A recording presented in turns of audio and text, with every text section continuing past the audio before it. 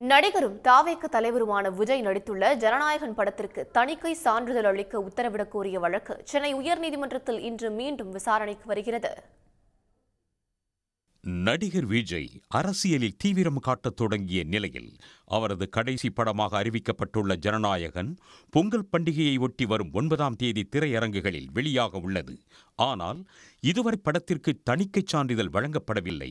கடந்த மாதம் 19ஆம் தேதி படத்தை பார்த்த தணிக்கை குழு சில காட்சிகளை நீக்கவும் சில வசனங்களை மியூட் செய்யவும் கூறியிருந்தது.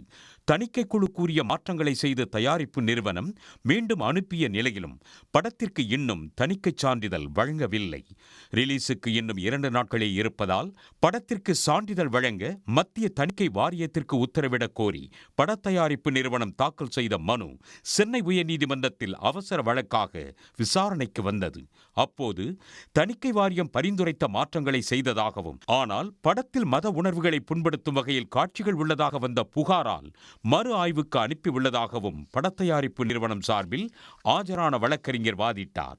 படம் ரிலீஸுக்கு குறைவான நாட்களே இருப்பதால் மறு ஆய்வுக்கு அனுப்ப வேண்டிய அவசியம் இல்லை என்றும், இது தொடர்பான கோப்புகளை ஆய்வு செய்தே உரிய முடிவு எடுக்க முடியும் எனவும் வாதிட்டார்.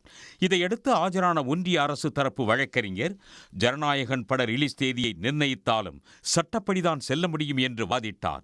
இருதரப்பு வாதங்களை பதிவு செய்த நீதிபதி பி.டி. ஆஷா, மத உணர்வுகளை புண்படுத்தும் வகையிலான காட்சிகள் உள்ளதாக புகார் அளித்தது யார் என்றும், அந்த புகார் தொடர்பான ஆவணங்களை தாக்கல் செய்யவும் தணிக்கை வாரியத்திற்கு உத்தரவிட்டார். மேலும் வழக்கு விசாரணையை ஒத்திவைத்த நீதிபதி படத்தின் ரிலீஸை ஜனவரி 10ஆம் தேதிக்கு ஏன் ஒத்திவைக்க கூடாது என்று கேள்வி எழுப்பி தை பிறந்தால் வழிபிறக்குமே என்றும் கூறினார். உடனுக்குடன் செய்திகளை தெரிந்து கொள்ள சன் நியூஸ் பெல் ஐகானை கிளிக் பண்ணுங்க.